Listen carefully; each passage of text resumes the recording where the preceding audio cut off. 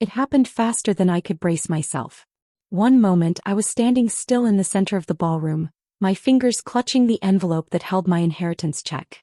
The next, there was glass in my hair, champagne soaking through my dress, and 150 stunned faces staring at me. "You're a disgrace to this family. A failure." My father's voice sliced through the classical music like a blade, right before the bottle shattered against my shoulder. For a full second no one moved. Not my mother, who stood like a wax figure by the buffet table. Not my sister, the bride, glowing in lace and cruelty. Not the guests, who gasped and whispered behind manicured hands and wine-stained lips. I didn't cry. I didn't scream. I didn't even flinch. I just stood there, glass crunching under my heels, eyes locked on the man who had just humiliated me in front of everyone. All because I wouldn't sign over the money. Money my late grandmother had left me, not them. Not the family who had spent years reminding me I was the unwanted middle child. Not the father who only remembered I existed when he needed a signature. "You were supposed to hand it over," he shouted again, spittle flying, his face a shade redder than the burgundy drapes. I looked around. Still no one stepped in. Not even the groom. Not the distant cousins. Not even the childhood friend who used to braid my hair and now looked away in shame. And I smiled. Not a sweet smile. Not a smile of surrender. No. It was the kind of smile that warned a storm was coming. I tucked the envelope back into my purse, smoothed my ruined hair and turned away from the blood running down my arm. I walked past the stunned guests, past my mother's horrified expression, past the shocked murmurs and awkward clinks of dropped silverware. And I didn't look back. Not even once. But I did hear my sister whisper, "She'll come back. She always does." She had no idea. That night I didn't cry into a pillow. I didn't retreat to some dark room to lick my wounds. I sat on my balcony in silence, a frozen bag of peas pressed against my bruised shoulder, while the city lights blinked like tiny betrayals in the distance. Then I picked up my phone and dialed a number I hadn't touched in 6 years. He answered on the first ring. "You still owe me a favor," I said flatly. There was a pause. Then a low chuckle. "I wondered when you'd call." I didn't explain. I didn't need to. I just said, "Make the arrangements. I want it done within 48 hours. "Done," he replied. "You want to tell me what they did?" "No," I said, cold and tired. "You'll see it on the news." The next morning my father woke up to his personal assistant in tears, screaming that every one of his accounts had been frozen due to an emergency audit. My mother's luxury boutique had been locked by the IRS, and the groom, my sister's new husband, had been slapped with a federal restraining order banning him from 3 different properties. But that was just the beginning. They hadn't even seen what I'd saved for the wedding after-party. By sunset the next day my father's empire, which he had built with arrogance, ego and borrowed money, was unraveling thread by thread. And not a single soul knew I was behind it. I didn't need to break into his accounts. I didn't need to plant anything illegal. No, I knew him better than anyone else, his habits, his shortcuts, his dirty little accounting tricks. All I did was send the right documents to the right agencies. Quietly. Anonymously. Let the paper trail speak. But revenge, true revenge, isn't about money. It's not even about justice. It's about watching someone who thought you were nothing suddenly realize you were holding the detonator all along. And that moment came that night. At the wedding after-party. The ballroom had been reset, brighter now with glowing chandeliers and golden roses, but the energy had changed. My sister walked in hand with her husband, beaming like a queen. My mother followed close behind in pearls she didn't pay for. And my father, now cleaned up and composed as if he hadn't shattered a bottle on his own daughter, led the way. I was already there, of course, standing near the champagne tower, in a navy gown with a low back and a diamond pin glinting in my hair. Not a single guest recognized me, at least not at first. Not until I smiled. Then mouths fell open. "Wait, is that?" She came back. "What the hell is she doing here?" I didn't wait for the whispers to die down. I stepped forward, picked up a glass of champagne and clinked it gently with a knife. The music stopped. Eyes turned. And I spoke. "Good evening, everyone. I just wanted to thank you all for being here tonight. And for witnessing something truly special. See, it's not every day a family gets to celebrate love and betrayal in the same room." There were laughs. Nervous ones. The kind that fall flat when no one knows if it's a joke or a bomb about to drop. My sister stepped forward, pale beneath her makeup. What are you doing? I raised the glass, unbothered. Making a toast. You don't mind, do you? After all, you did invite me. My father growled. You're not welcome here. Leave. Now. But I only smiled. I will. Just as soon as I return something to its rightful owner. From my clutch, I pulled out a folded piece of paper. My grandmother's original will. The one they thought was lost. The one that had mysteriously disappeared weeks before her funeral. I held it up. I kept a copy, I said softly. And I submitted it to the courts yesterday. A heavy silence fell. You, what? My mother whispered. I nodded. Turns out, the version of the will you all paraded around? The one where she left everything to you three? The forge. And that signature at the bottom? Yeah. That wasn't hers. But this one is. I handed it to a courier standing at the door. You'll all be receiving legal notifications tomorrow. Consider this my wedding gift. Gasps. One woman fainted. My sister dropped her bouquet. And my father? He charged. But someone stepped between us. A man in a dark suit. My lawyer. The one they hadn't recognized until now. Touch her again, he said, cool as winter, and this time it's you who won't walk away. I turned on my heel and left the room to stunned silence and the distant sound of a woman sobbing behind a veil of roses. But I wasn't done. The real storm hadn't even started. By noon the next day the storm had a name. My headlines popped up like wildfire across every local business site, then national ones. Billionaire's daughter accuses family of forgery in shocking wedding bombshell. Inheritance scandal. Private will revealed during live reception toast.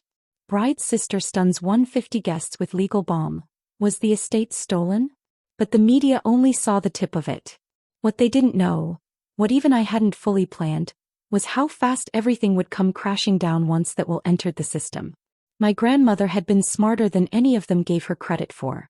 She knew the wolves were circling her when she got sick. So she signed her will in private with witnesses in front of her own estate attorney. She gave me the original copy and hid the rest. And the woman I'd called last night? The one who picked up on the first ring? That was Mrs. Tamsin, her lawyer. The same one my family thought had retired. She hadn't. She'd just been waiting. By mid-afternoon, my father's bank accounts had been seized pending investigation. By 4 o'clock the IRS raided his office. And by 5, a court clerk arrived at my mother's boutique with an order to vacate the premises. The building? It had never belonged to her. It was mine.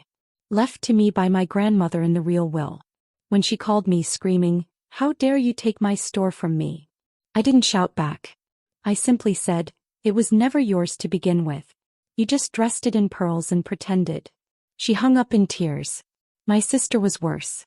She'd spent her wedding night crying in a luxury suite, calling every contact she had, begging for a way to reverse the court's decision. But there wasn't one. The will was legal. The lawyer was legitimate. And the notary had already given their sworn testimony. She tried to post a picture of us as kids, me hugging her after she broke her arm, to make the world pity her. But the comments destroyed her. You watched your dad hit her and said nothing. You stole her inheritance. You're not the victim. Blood doesn't mean family. Actions do. By morning her modeling deal was cancelled. Her brand deal dropped her.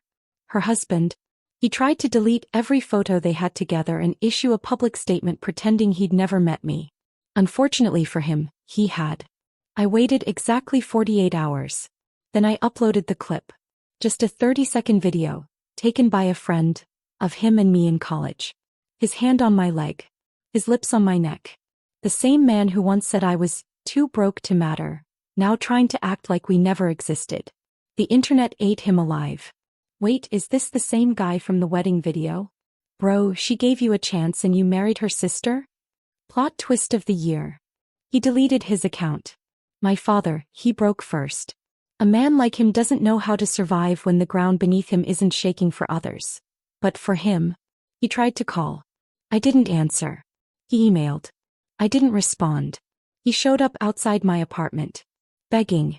Wearing the same suit he hit me in. Please, he rasped. We can fix this.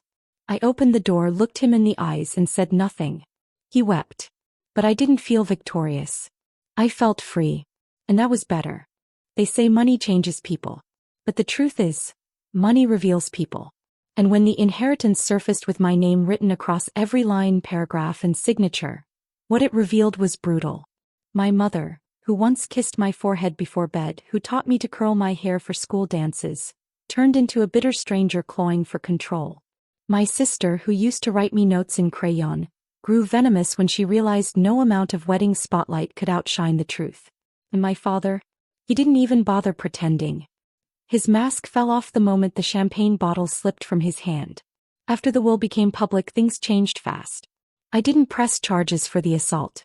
Not because I forgave him, but because I wanted him to live with the guilt. To watch himself unravel. To feel powerless in a world where he once barked and people bowed. And I didn't need prison to destroy him. No. That kind of man self-destructs the moment his image cracks. 3 days later, his office building was auctioned off. Not quietly. Not discreetly. I made sure of that.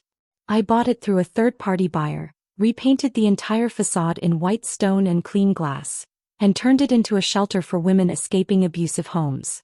We named it The Haven. At the opening ceremony, reporters asked if I had anything to say to the previous owner. I smiled at the camera and said, "Tell him his building finally has a purpose." The clip went viral. But behind the headlines, the real shift was personal. I started sleeping with my phone on silent for the first time in years. No more late-night insults disguised as concern. No more passive-aggressive family group chats. No more being told I was too emotional, too stubborn, too selfish just for standing my ground. For the first time, I breathed. And then came the letter. It was from a woman named Lorraine in Michigan. She'd watched the news, seen my face, read my story. And she wrote, "I was disowned for saying no to. You don't know me, but I just wanted to say, thank you. For showing the world that women like us aren't broken. We're just done being quiet." I cried when I read it. Not because I was sad. But because for the first time in a long time, I wasn't alone. Then came the calls. Journalists. Advocacy groups. Schools. Podcasts. Everyone wanted my story. But I wasn't interested in repeating it for applause. I wanted to rebuild, not just buildings but women's lives.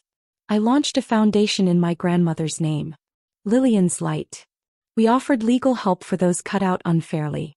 Counseling for women bruised by family expectations. Scholarships for girls who were told, "You're just not enough." And one day, while overseeing renovations at a newly donated property, my phone buzzed. It was a message from someone I hadn't expected. My younger cousin. "You probably don't want to hear from me. But I saw what you did. And I'm sorry I didn't speak up. I wish I had. If you'll let me, I'd like to help." And for the first time, I said yes. Because forgiveness doesn't mean forgetting. But it can mean moving forward. They used to say I was the quiet one. The one who didn't fight back. Didn't talk too much. Didn't make a scene. What they didn't realize was that quiet doesn't mean weak. It means I was watching. Bernie. Waiting. And when I finally made my move, it wasn't loud. It was devastatingly precise. 6 weeks after the wedding, the one that turned into a public collapse of my family's empire, I was invited to speak at a private women's conference in Chicago. The theme? Redefining legacy. I didn't want to go at first. I wasn't a public speaker. I wasn't used to standing in front of polished crowds and explaining why the people who were supposed to love me had thrown me to the wolves. But something inside me said, "You have to." Because if I didn't speak, someone else in the audience might be sitting there, just like I had all those years, convincing herself that keeping the peace was more important than her own voice. When I stepped up to the podium, the lights were soft. The room was full of women, CEOs, activists, single moms, college students. Every type. Every story. I took a breath, looked at them and said, "My father hit me in front of 150 people. But that wasn't the worst part. The worst part was the silence. The clinking of glasses. The averted eyes. The way my mother blinked and looked away. The way my sister smirked. And the way I stood there, frozen, not because I was afraid, but because I realized in that moment I was alone. But not anymore. There was a pause. And then they stood. All of them. I didn't ask for applause. But it happened anyway. That night, I received 219 messages in my inbox. Stories. Confessions. Cries for help. One girl wrote. I was planning to sign the deed to my apartment over to my brother tomorrow. They say I'm the burden. But after hearing you, I'm keeping what's mine. Thank you for reminding me I'm allowed. That message shook me. As I was her. Once. Meanwhile, back home, my parents were unraveling. The court had ordered my father to pay back over $2.4 million in misappropriated assets from my grandmother's estate. His luxury car was repossessed. The country club revoked his membership. My mother tried to appeal the store closure, claiming emotional distress. The judge rejected it. You forged your mother-in-law's signature, he said bluntly. Distress was the result of your own actions. She didn't speak to the press after that. As for my sister, she moved to Miami with her husband, trying to escape the backlash. But once a video's out, it doesn't go away. She ended up working part-time in retail, trying to salvage a fashion brand that no longer had a platform. We didn't talk again until 8 months later. It was winter. I was standing outside Lillian's Light, watching a group of women carry boxes of food and winter coats into the lobby. A car pulled up behind me. My sister stepped out. No makeup. No filters. Just her. She looked different. Smaller somehow. I know I'm the last person you want to see, she said quietly. But I came to say something. I waited. She looked down. I let it happen. That day at the wedding, I saw Dad raise the bottle and I didn't stop him. Because deep down I thought you'd always be fine. You always got back up. But I shouldn't have let you fall alone. I didn't say anything for a long time. Because what do you say to someone who once laughed when you bled? But I looked her in the eyes, and for the first time in years I saw no competition. No jealousy. No cruelty. Just a girl, tired of pretending. So I said, if you want to change, do something that matters. She nodded. And I walked back inside. Months passed. I kept building. By the end of the year, Lillian's Light had opened 3 more centers across the state. We'd helped over 1,200 women. I was no longer just the girl with the ruined dress and a bottle-shaped scar on her shoulder. I was something more. Something my family never expected. I was a name people whispered with respect. A name my grandmother would have been proud of. And one rainy afternoon, as I stood inside my office, finalizing grant paperwork, a courier arrived. A box. No return label. Inside was an envelope. And inside the envelope, a single sentence typed on white paper. You made me proud. Lillian. My eyes filled. I knew it wasn't real. My grandmother had been gone nearly 2 years. But someone had written it. Maybe her lawyer. Maybe her caretaker. Maybe someone she told before the end. But in that moment it didn't matter who sent it. What mattered was that I felt her. Her strength. Her fire. Her legacy. Living in me. So to the girl reading this now. The one who's been told she's selfish for saying no. The one who's called ungrateful for not giving more.